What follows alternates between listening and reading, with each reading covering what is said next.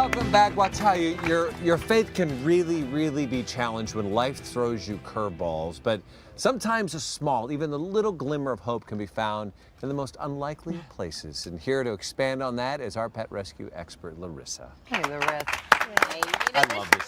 There's nothing that makes me smile more than hearing about a dog transforming someone's life for whatever reason. But this man next to me, Tom Baker, he was really going through a hardship, like we all have for whatever reasons.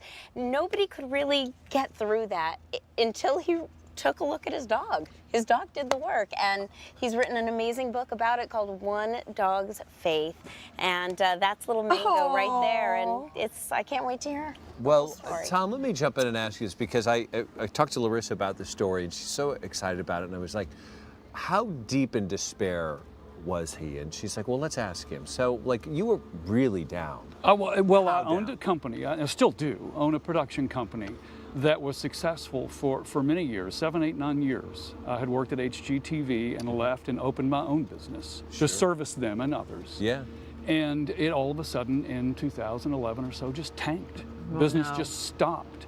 And I had employees, I had expensive equipment, and I tried to keep up with it, tried to pay the bills through savings, through maxing out credit cards, and the IRS became involved because I paid my employees instead of the IRS trying to keep them. Sure. And so when they come knocking, it gets scary. Sure. Yeah. And I just felt like a failure. I felt like I couldn't support my family or my employees. Physical toll on you at all? I lost 30 pounds. Oh my, in from the course stress. of the years, just from my stress. goodness. Well, yeah. It wasn't not eating, it was just stress. Stress. And Your wife said something to you that was pretty impactful she at that looked time. at me one day and said, I'm going to lose you.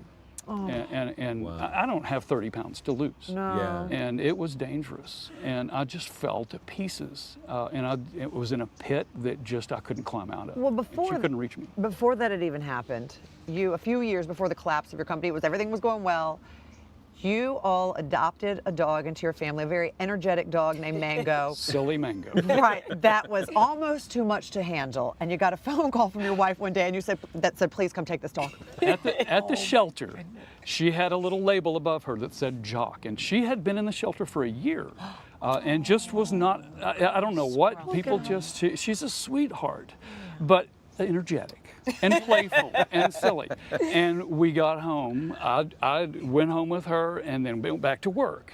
And my wife calls me 15 minutes later and goes, "We're in trouble." She ran around the house. She was on the furniture. She was on the tables. It was like a movie where the table, and she went crazy. And she called and said, "I don't know what to do." And I said, "They don't have a return policy. We've got to work on." So I start getting in the car and drive home. And by the time I'm almost home, she stopped.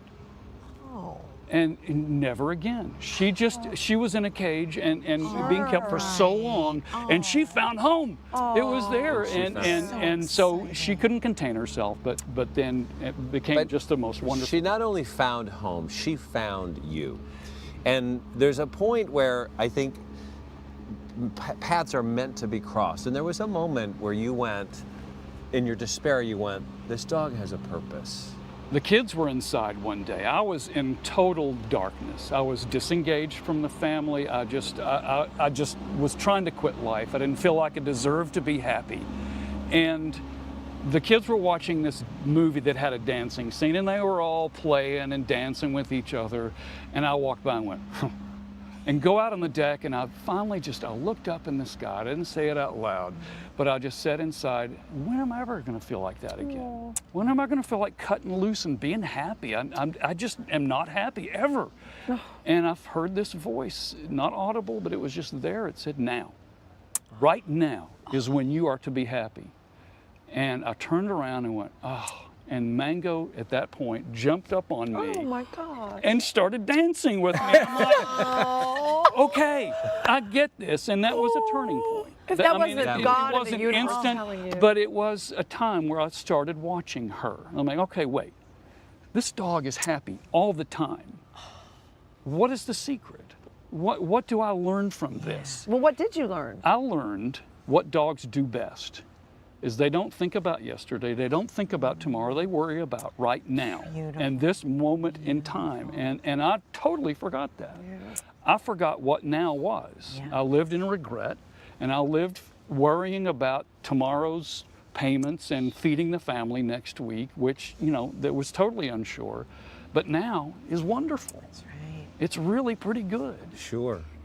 So I was listening, nobody could get through to you. You had told me on the phone, like your wife had tried, everybody had tried, and nobody could break that barrier. She was a rock. Mango. She tried so hard. She tried everything to reach me, and I just fell deeper. I pushed away. The more you watched Mango, did Mango teach you anything about love? What dogs represent to me, once I started watching, was they have forgiveness, they have patience, they have submission, they have humility, Right. unconditional love. And my wife hates when I say this, but if I wouldn't do it, but if I were to put my dog and my wife in the trunk of the car for 10 minutes and shut the door, I'm sorry. open it back up 10 minutes later, who would be glad to see me? The unconditional loving dog. You are not kidding about that. The wife would not, no, she would not be very happy to see you. That is for sure. Just a minute, I'm going to get hit across the face. No, I'm kidding. But Did love, it happen did it really happen that quickly in your brain? it was a little bit of a time period in between it. But whenever I would take her out, dogs just live for going somewhere, anywhere, doesn't matter. She would stick her head through the nose, through the door, and just say, "Please take me with you." Right. And Oh my gosh. if I were to take her in the car, she would put her nose against the window and said, "Open it."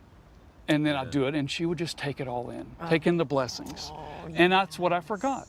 Larissa, something else that caught your attention. Yeah, for a couple things, but this book is written from the standpoint of the dog, which is that's so really, sweet. really neat. So it's kind So of Mango wrote the book. Mango wrote the book. It's life through her eyes as she brings God and faith back to you, which is really amazing. And then the second part is that your life, because of her, has really come full circle. You're back doing what you love. You love it even more now. It's different, and you wouldn't have ever thought that this is where you'd be, but you're back in the same job, and you're doing it all now because you don't have as many employees, and it's all come as it should. Yeah, I used to wake up dreading the day and how's it going to get worse? And now I wake up, it's an adventure. And I can't wait to see what me and God can go through and see what He can pull me through. And it's just amazing. Everything. And you guys, about this honestly, story. if we could just even turn the cameras, you should see this man is so Beautiful blessed. family. And he's so rich My because this guys. family loves him so much. They're just beaming at him, They- and you are very blessed. They were very patient with it. They were very patient. Thank you so much for sharing your beautiful story. You were such an inspiration, as is Mango. I'm only sorry Mango's not here. I know. Your next company should be named Mango. You all stick around. Up next, Chef Daniel Green is in the kitchen. Well, it's that new year and a new year resolution to many of you. What about a dish that's going to fill you up and be a skinny version? Here we're going to show you a cauliflower pancake with really good fats and protein that's going to fill you up. Avocado, salmon, a poached egg, and it is a breakfast fit for a kid. We'll show you a little bit later how it's done.